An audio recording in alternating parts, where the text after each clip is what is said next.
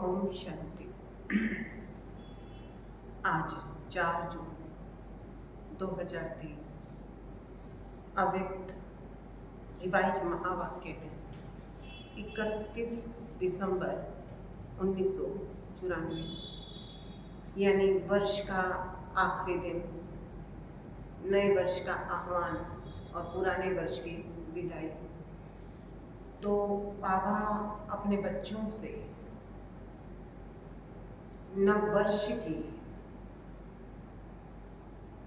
जो बधाई देने के लिए मिलन मनाने आए, तो बाबा कहते बधाई भी और साथ साथ विदाई भी। तो विदाई किसकी? बाबा कहते कि जब एक दूसरे से मिलते हैं तो मुख मीठा कराते हैं, तो मुख मीठा कराते हैं तो तुम्हारा तो मुख सदा ही मीठा होना चाहिए। ना तुम्हें कड़वाहट देनी है, ना तुमको कड़वाहट लेनी है। तो इसलिए इस नए वर्ष पर कड़वेपन को विदाई दे दो। दूसरा बाबा कहते कि नया वर्ष, नया युग, नई दुनिया। तो उस दुनिया के अंदर तुमको शरीर भी नया मिलेगा, यानी ये शरीर रूपी वस्त्र भी नए मिलेंगे। तो इस नए वस्त्र को बाबा कहते तुम बुद्धि में रखते हो, क्योंकि अभी तो किसी की नाक टेढ़ी है, किसी की आंख टेढ़ी है, किसी का मुख टेढ़ा है। लेकिन बाबा कहते सत्युगी दुनिया में सुंदर सुंदर सजे सजाए शरीर होंगे, आकर्षण मूर्त होंगे। तो तुम्हारी बुद्धि में वो वस्त्र, वो शरीर भी याद रहना चाहिए कि हम उस दुनिया में जाने वाले हैं। तो आज के महावाक्य बहुत विशेष, क्योंकि बाबा कहते हैं जहाँ वर्ष बदल रहा है वहाँ तुम विश्व को भी बदलने वाले हो। तो विश्व परिवर्तक हो। तो कैसे विश्व परिवर्तक हैं हम सुनेंगे बाबा से। बाबा कहते आज की जो मुरली का सार है वो है नए वर्ष को शुभ भावना गुण स्वरूप वर्ष के रूप में मनाओ। क्या कहा बाबा ने? नए वर्ष को शुभ भावना गुण स्वरूप वर्ष के रूप में मनाओ।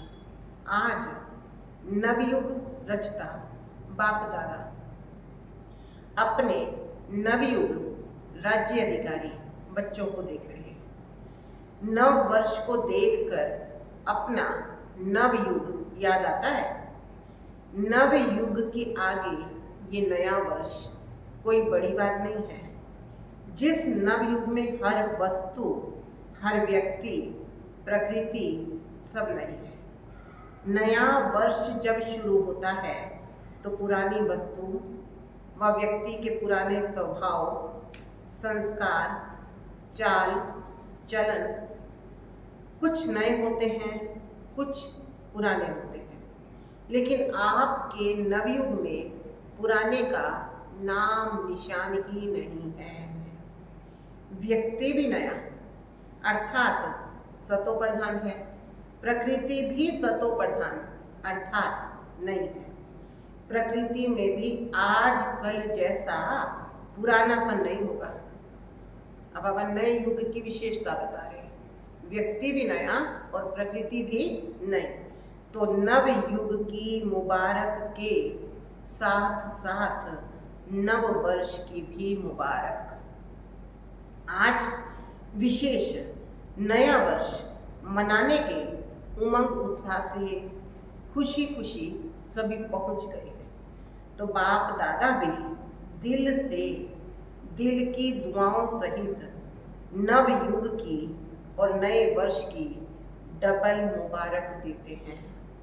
आप सभी को डबल याद है या सिंगल याद है? अपना नया युग नयनों के आगे बुद्धि में स्पष्ट है ना? अब बाबा कहते तुम्हारी बुद्धि में क्लियर है कि नया युग कैसा होगा। तो जैसे कहेंगे कल से नया वर्ष शुरू है, ऐसे ही कहेंगे कल नवयुग आया के आया। इतना स्पष्ट है, नशा है।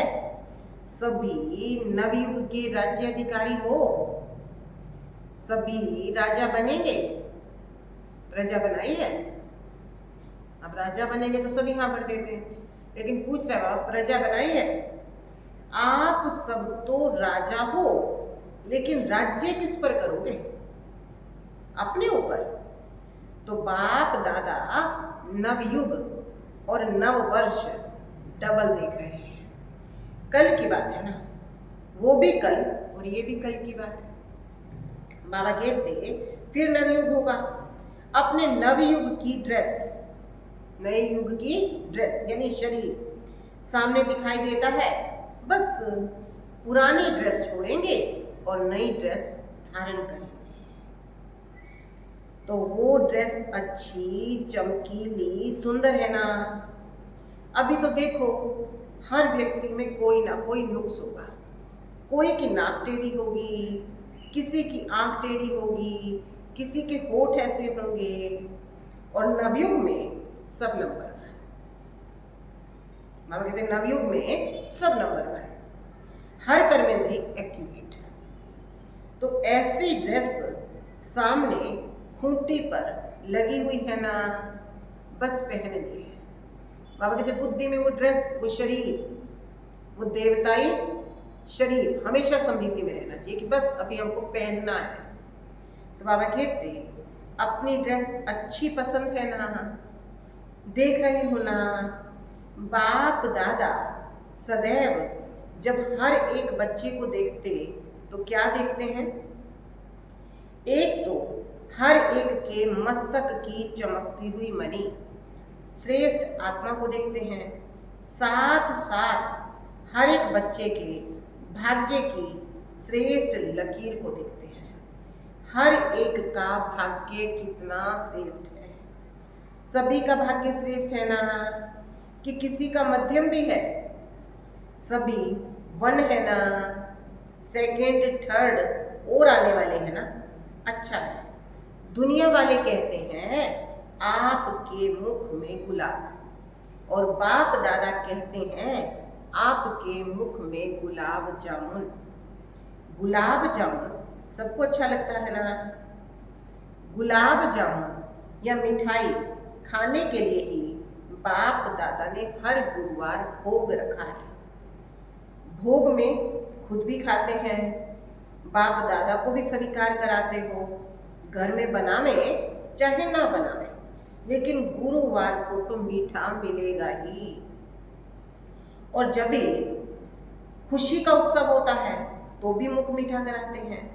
मीठा मुख अर्थात मीठा मुखड़ा। मुख मीठा तो सभी करते हैं ना, लेकिन आप सबका मुख भी मीठा है और आप सबका मुखड़ा भी मीठा है, या थोड़ा थोड़ा कड़वा भी है। चेक करो, बाबा कहते हैं आप सबका मुख भी मीठा है और मुखड़ा भी मीठा है, या थोड़ा थोड़ा कड़वा भी है।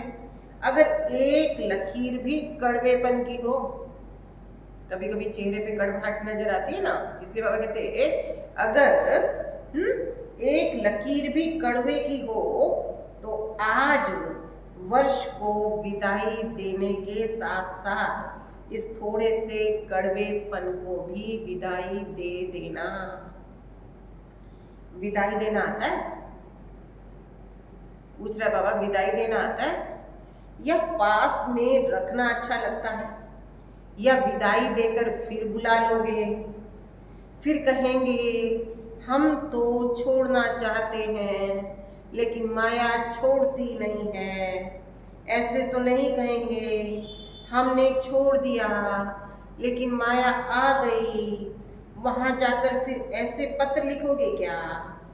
विदाई माना सदा काल के लिए विदाई।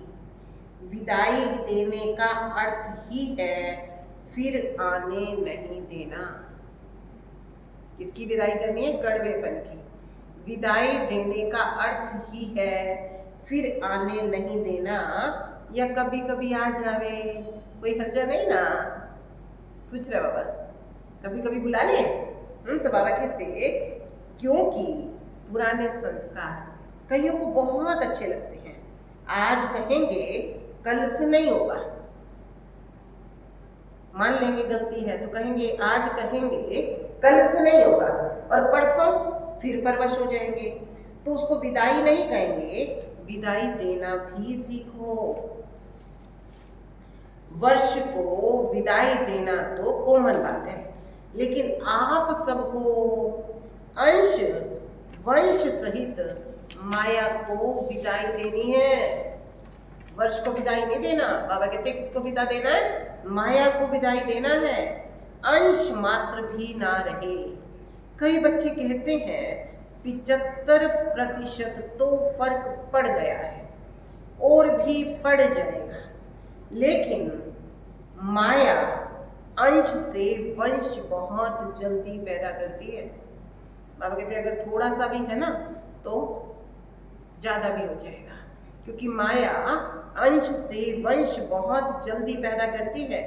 25% अंश मात्र भी रहा तो 25 से 50 जल्दी पहुंच सकता है, इसलिए अंश सहित समाप्त करना है।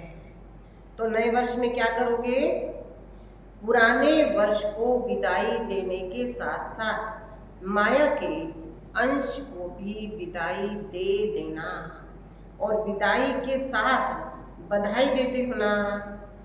कल सभी एक दो को मिलेंगे तो कहेंगे नए वर्ष की मुबारक हो, बधाई हो, तो विदाई दो, और विदाई के साथ साथ अपने को भी और दूसरों को भी सदा फरिश्ते स्वरूप की बधाई दो। तो समझा विदाई किसकी देनी है और बधाई किस चीज की होनी चाहिए? वो तो पुराने वर्ष की विदाई करेंगे, बाबा कहते बच्चों को माया की विदाई करनी है। वो नए वर्ष की बधाई देंगे, लेकिन आपको बाबा क्या कहते हैं, आपको क्या करना है? फरिश्ते स्वरूप की बधाई देनी है ही फरिश्ता, ऊपर से नीचे आए, कार्य किया और उड़े। फरिश्ता यही तो करते हैं ना, उड़ती कला की निशानी पंख दिखाते हैं। अब फरिश्ते को एंजल भी कहते हैं, एंजल माना उड़ने वाले। तो बाबा कहते हैं उनकी निशानी क्या दिखाते हैं? पंख दिखाते हैं। कोई आर्टिफिशियल पंख नहीं है, लेकिन ये फरिश्तों को जो पंख दिखाते हैं उसका अर्थ है फरिश्ता अर्थात उड़ती कला वाले। तो फरिश्ते स्वरूप की बधाई स्वयं को भी दो, दूसरों को भी दो। सदा फरिश्ते स्वरूप की समृद्धि में भी रहो और दूसरों को भी उसी समृद्धि से देखो। फलानी है, फलाना है, नहीं, फरिश्ता है।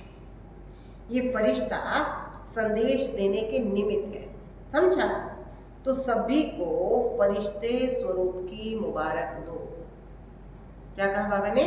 खुद भी फरिश्ता, खुद के भी फरिश्ते स्वरूप को देखो, दूसरों के भी फरिश्ते स्वरूप को देखो। तो बाबा कहते हैं चाहे कोई कैसा भी हो, लेकिन दृष्टि से सृष्टि बदल सकती है। जब दृष्टि से सृष्टि बदल सकती है तो क्या ब्राह्मण नहीं बदल सकते हैं? आपकी दृष्टि समृद्धि हर आत्मा को बदल देगी। बाप दादा को कभी कभी बच्चों पर हंसी आती है, आप लोगों को भी अपने ऊपर आती है। एक तरफ तो कहते हैं हम विश्व परिवर्तक हैं, विश्व कल्याणकारी हैं, और फिर विश्व परिवर्तक आकर के कहते हैं मेरे से तो बदली नहीं होता। अब बाबा को इस बात पे हंसी आती है। नाम तो है विश्व परिवर्तक, नाम है विश्व कल्याणकारी, और फिर कहते हैं मेरे से तो बदली नहीं होता। अपने प्रति भी कभी कभी रूह रिहान में कहते हैं, चाहते हैं ये ना करें, लेकिन फिर भी कर लेते हैं। तो विश्व परिवर्तक और स्वयं के लिए कहें मैं चाहता हूं लेकिन कर नहीं सकता हूं, तो उसका टाइटल क्या होना चाहिए? सोचो। एक तरफ कहे मैं हूं विश्व परिवर्तक, मैं चाहता हूं लेकिन कर नहीं सकता हूं, तो बाबा कहते हैं उसका टाइटल क्या होना चाहिए? उसको विश्व परिवर्तक कहना चाहिए या कमजोर कहना चाहिए? गीत सुनते हैं ना, क्या करें, कैसे करें, पता नहीं कब होगा। ये गीत तो बाप दादा सुनते हैं ना। जब विश्व परिवर्तक है, विश्व कल्याणकारी है, तो क्या कोई आत्मा को बदली नहीं कर सकते? स्वयं को नहीं बदल सकते? अगर स्व परिवर्तक ही नहीं तो विश्व परिवर्तक कैसे बनेंगे? पहला तो स्व परिवर्तक होगा। अगर स्व परिवर्तक ही नहीं तो विश्व परिवर्तक कैसे होंगे? बाप दादा कहते हैं इस वर्ष विशेष दृढ़ प्रतिज्ञा स्वयं से करो। क्या करनी है? दृढ़ प्रतिज्ञा। प्रतिज्ञा का अर्थ है शरीर चाहे चला जाए। बाबा नोट करने को कह रहे हैं। कभी कभी हम कहते हैं हालात ऐसे हैं, लेकिन बाबा कहते हैं शरीर चाहे चला जाए, लेकिन जो प्रतिज्ञा की है वो प्रतिज्ञा ना जाए। तो इतनी प्रतिज्ञा करने की हिम्मत है? करेंगे? डरेंगे तो नहीं। तो यही प्रतिज्ञा स्वयं से करो। कभी भी किसी की कमजोरी और कमी को नहीं देखेंगे। किसी की कमजोरी कमी को नहीं सुनेंगे, ना ही बोलेंगे, ना सुनेंगे, ना बोलेंगे, ना देखेंगे। क्या प्रतिज्ञा कराई बाबा ने? कभी भी किसी की कमी को, कमजोरी को ना देखेंगे, ना सुनेंगे, ना बोलेंगे। तो ये वर्ष क्या हो जाएगा? ये वर्ष हो जाएगा शुभ भावना गुण स्वरूप वर्ष। समझा? तो इस वर्ष का नाम क्या हो जाएगा? ना कमी कमजोरी देखेंगे, ना सुनेंगे और ना बोलेंगे। तो ये वर्ष क्या हो जाएगा? शुभ भावना गुण स्वरूप वर्ष। तो हर वर्ष को अपना अपना नाम देते हो ना। तो अब ये प्रतिज्ञा सभी कर लेंगे। तो ये वर्ष हो गया शुभ भावना गुण स्वरूप वर्ष। मंजूर है? फिर वहां जाकर के बदल नहीं जाना। अब बाबा कहते मधुबन में तो प्रतिज्ञा कर लेते, बाबा के सामने तो हाँ भर देते हैं, लेकिन फिर बाबा कहते फिर वहां जाकर यानी लौकिक स्थानों पर जाकर बदल नहीं जाना। फिर कहेंगे मधुबन में तो वायुमंडल अच्छा था ना, और यहाँ तो वायुमंडल का संग है ना। परिवर्तक किसी के संग में नहीं आता, किसी के प्रभाव में नहीं आता। अगर परिवर्तक ही प्रभाव में आ जाएगा तो औरों का परिवर्तन क्या करेगा? इसलिए इस वर्ष को गुण मुहूर्त शुभ भावना वर्ष के रूप में मनाओ। किसी की अशुभ बात को भी आप अपने पास शुभ करके उठाओ। किसी की अशुभ बात को भी क्या करना है? आप अपने पास शुभ करके उठाओ। अशुभ देखते हुए भी आप शुभ दृष्टि से देखो। जब प्रकृति को बदल सकते हो तो क्या मनुष्य आत्माओं को नहीं बदल सकते हो? और उसमें भी ब्राह्मण आत्माएं, उनको नहीं बदल सकते हो? जब सबके प्रति शुभ भावना होगी तो कारण शब्द समाप्त होकर निवारण शब्द दिखाई देगा। इस कारण से ये हुआ, इस कारण ये हुआ, तो कारण को निवारण में परिवर्तन कर दो। हिम्मत है? अच्छा, बाप दादा जब टीवी खोलते हैं, कौन सा टीवी? बाबा वतन से जब हम बच्चों को देखते हैं, तो बाबा कहते हैं बाप दादा जब टीवी खोलते हैं तो बड़ा मजा आता है। कलयुगी टीवी नहीं देखते, ब्राह्मणों का टीवी देखते हैं। ऐसे नहीं आप लोग वो टीवी खोल लो, ऐसे मत करना। तो जब बच्चों का खेल देखते हैं तो बड़ा मजा आता है। अब देखो बच्चे क्या क्या करते हैं। मिक्की माउस का खेल तो करते हो ना। अब बाबा कंपैरिजन कर रहा है इस दुनिया के मिक्की माउस के खेल से हम बच्चों की अवस्था का। तो बाबा कहते हैं मिक्की माउस का खेल तो करते हो ना। थोड़े टाइम के लिए कोई शेर बन जाता, कोई कुत्ता बन जाता। जिस समय क्रोध करते हो उस समय क्या हो? बाबा कहते हैं जिस समय क्रोध करते हो उस समय क्या हो, जिस समय किसी से डिस्कस करते हो, उसके ऊपर वार करते हो, सिद्ध करते हो, उस समय क्या हो, मिक्की माउस बनते हो ना। तो इस वर्ष मिक्की माउस मत बनना, फरिश्ता बनना। मिक्की माउस का खेल बहुत किया, तो ये वर्ष ऐसे शक्तिशाली वर्ष मनाना, क्योंकि समय तो समीप आना भी है, लाना भी है। ड्रामानुसार आना तो है ही, लेकिन लाने वाले कौन? एक तो ड्रामानुसार अपने आप आए, दूसरा हम बच्चे पुरुषार्थ करके बनाए। तो इसलिए बाबा कहते ड्रामा अनुसार आना तो है ही, लेकिन लाने वाले कौन? आप होना। दूसरी विशेषता, इस वर्ष में क्या करेंगे? नए वर्ष में एक तो बधाइयाँ देते हैं, दूसरी गिफ्ट भी देते हो। तो इस नए वर्ष में सदैव हर एक को जो भी संबंध संपर्क में आवे, चाहे ब्राह्मण परिवार चाहे और आत्माएं, उन सबको एक तो मधुर बोल की गिफ्ट दो। गिफ्ट क्या देनी है? सबके साथ मीठा बोलना है।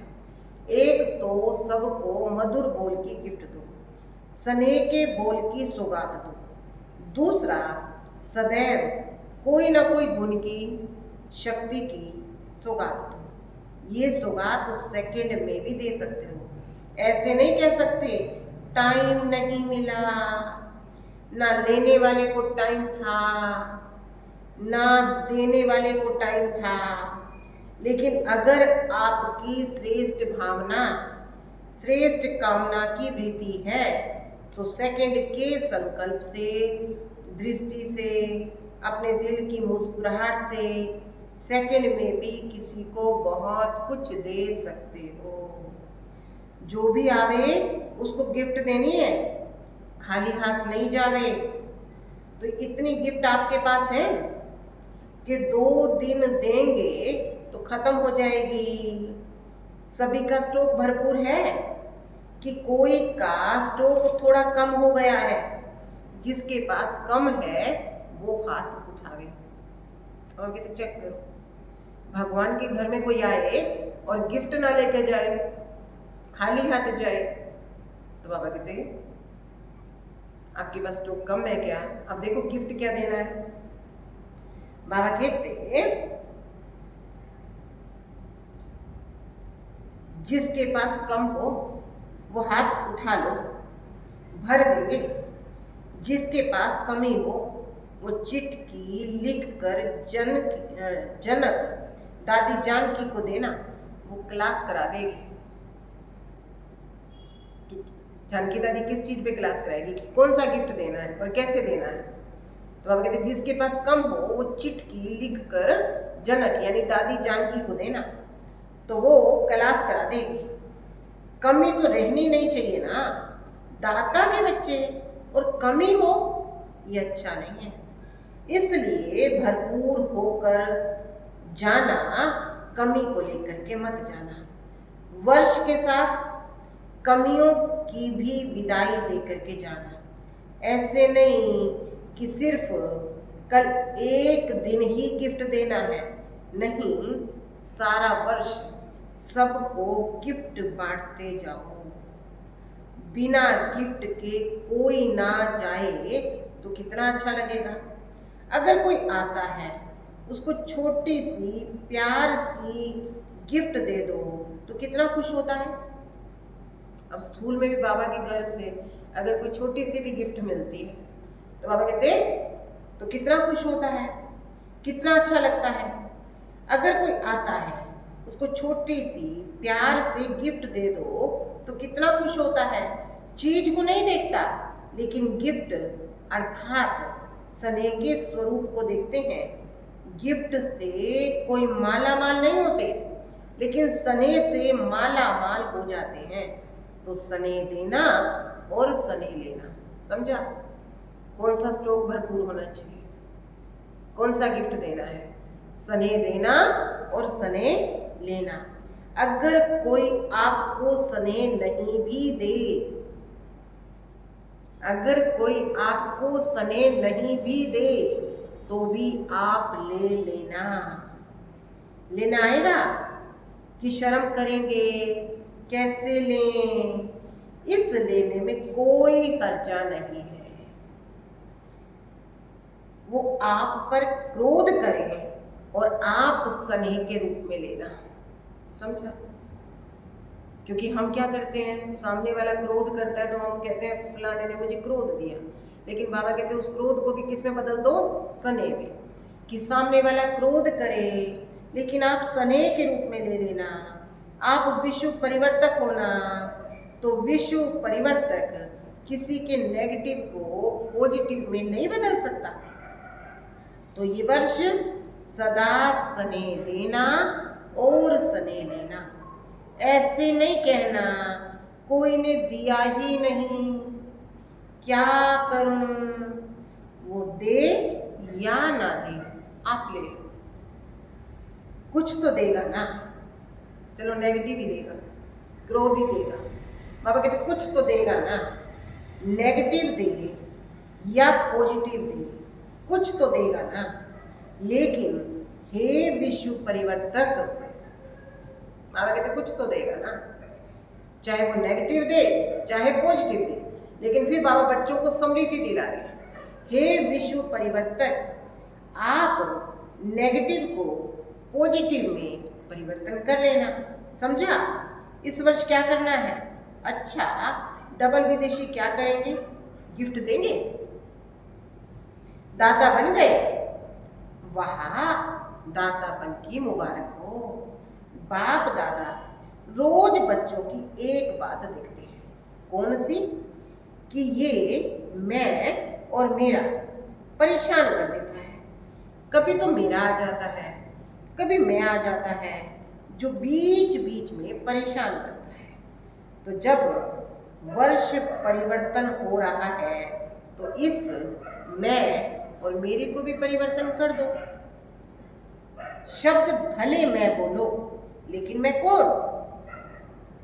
ओरिजिनल मैं किसको कहते हैं? शरीर को या आत्मा को? तो मैं आत्मा। तो जब भी मैं शब्द यूज करते हो तो क्यों नहीं मैं शब्द का ओरिजिनल स्वरूप, ओरिजिनल अर्थ समृद्धि में रखते हो। और सारे दिन में कितनी बार मैं शब्द यूज करते हो? करना ही पड़ता है ना। मेरा भी कई बार यूज करते हो और मैं भी कई बार यूज करते हो। तो जितनी बार मैं शब्द यूज करते हो उतनी बार अगर वास्तविक अर्थ में मैं समृद्धि में लाओ तो मैं धोखा देगा या उड़ाएगा?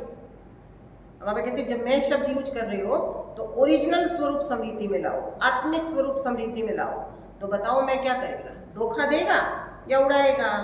तो जब भी मैं शब्द यूज करते हो उस समय सोचो मैं आत्मा हूं, क्योंकि मैं और मेरा शब्द के बिना रह ही नहीं सकते हो, बोलना ही पड़ता है, आदत भी है। मैं और मेरे के पक्के संस्कार हो गए हैं। तो जिस समय मैं शब्द यूज करते हो उस समय ये सोचो मैं कौन? मैं शरीर तो नहीं हूं ना। बॉडी कॉन्शियस तब आवे जब मैं शरीर हूं। शरीर को तो मेरा कहते हो ना कि मैं शरीर हूं। कभी गलती से कहते हो मैं शरीर हूं? गलती से भी नहीं कहेंगे कि मैं शरीर हूं। तो मैं शब्द और ही समृद्धि और समर्थी दिलाने वाला शब्द है, गिराने वाला नहीं है। तो परिवर्तन करो, विश्व परिवर्तक पक्के होना, देखना, कच्चे नहीं बनना। तो मैं शब्द को अर्थ से परिवर्तन कर दो। जब भी मैं शब्द बोलो तो उसके अर्थ में टिक जाओ। अब जब मेरा शब्द यूज करते हो तो सबसे पहले मेरा कौन? सारे दिन में मेरा मेरा बहुत बनाते हो। मेरा स्वभाव, मेरा संस्कार, मेरी चीज, मेरा परिवार, मेरा सेंटर, मेरा जिज्ञासु, मेरी सेवा इसने क्यों की। ये कहते हो ना, खेल करते हो ना, तो जब मेरा शब्द बोलते हो तो मेरा कहने से पहले याद रखो मेरा कौन। पहले मेरा बाबा याद रखो, फिर मेरा और याद करो। तो जहाँ बाप होगा वहाँ देह अभिमान का गिरावट नहीं होगा। तो मैं और मेरा, इन दोनों शब्दों को उस रीति से, उस दृष्टि से, उस अर्थ से देखो और बोलो। मैं और मेरा, उन दोनों शब्दों को उस रीति से, उस दृष्टि से, उस अर्थ से देखो और बोलो। मेरा शब्द मुख से निकले और पहले मेरा बाबा याद आ जावे तो निरंतर योगी हो जाएंगे। क्योंकि हर घंटे में मेरा और मैं शब्द यूज करते हो, कारोबार में करना पड़ता है। तो जितनी बार ये रिपीट करो, मुख से बोलो व मन से सोचो मैं या मेरा, तो अर्थ को परिवर्तन करो। हद से बेहद में जाना है। जब बेहद सृष्टि की परिवर्तक आत्माएं हो तो हद में क्यों जाते हो। सिर्फ भारत परिवर्तक तो नहीं होना, तो डबल विदेशी, सिर्फ फॉरेन परिवर्तक तो नहीं होना, विश्व परिवर्तक होना। विश्व अर्थात बेहद, विश्व परिवर्तक है, ये पक्का याद है। तो ऑटोमेटिकली निरंतर योगी सहज बन जाएंगे। मेहनत नहीं करनी पड़ेगी क्योंकि भाव और भावना बदल जाएगी। अच्छा, चारों ओर के नवयुग के राज्य अधिकारी श्रेष्ठ आत्माओं को सदा स्व परिवर्तन और विश्व परिवर्तन के निमित्त विशेष आत्माओं को सदा पुरुषार्थ में नवीनता, श्रेष्ठता लाने वाले सर्व स्नेही आत्माओं को, सदा बाप का नाम प्रत्यक्ष करने वाले सपूत आत्माओं को, सदा मेरा और मैं को यथार्थ भाव और अर्थ में लाने वाले सहज योगी आत्माओं को बाप दादा का याद प्यार और नमस्ते। हम रूहानी बच्चों की रूहानी बाप दादा को याद प्यार, गुड मॉर्निंग, नमस्ते, ओम शांति। आज का वरदान है आगे पीछे सोच समझकर हर कार्य करने वाले ज्ञानी तुम आत्मा त्रिकालदर्शी भव। बाबा ने क्या कहा? आगे पीछे सोच समझकर हर कार्य करने वाले ज्ञानी तुम आत्मा त्रिकालदर्शी भव। जो बच्चे त्रिकालदर्शी अर्थात तीनों कालों का ज्ञान बुद्धि में रख आगे पीछे सोच समझकर कर्म करते हैं, उन्हें हर कर्म में सफलता मिलती है। ऐसे नहीं बहुत बिजी था इसलिए जो काम सामने आया वो करना शुरू कर दिया, नहीं। कोई भी कर्म करने से पहले ये आदत पड़ जाए कि पहले तीनों कालों का सोचना है। त्रिकालदर्शी स्थिति में स्थित होकर के कर्म करो तो कोई भी कार्य व्यर्थ व साधारण नहीं होगा। स्लोगन है, अपने संतुष्ट और खुशनुमा जीवन से सेवा करो तब कहेंगे सच्चे सेवाधारी। क्या कहा बाबा ने? अपने संतुष्ट और खुशनुमा जीवन से सेवा करो तब कहेंगे सच्चे सेवाधारी। तो आज होमवर्क क्या याद रखेंगे? आज तो बहुत सारे सोमान हैं, फरिश्ता भी हैं, सेवाधारी भी हैं, ज्ञानी तो आत्मा भी हैं, सोच समझकर कार्य करने वाले भी हैं। आज इतने सारे सोमान हैं, लेकिन हम अभ्यास करेंगे मैं फरिश्ता हूँ। मैं उड़ता योगी हूँ। मैं उड़ता योगी फरिश्ता हूँ। ओम शांति।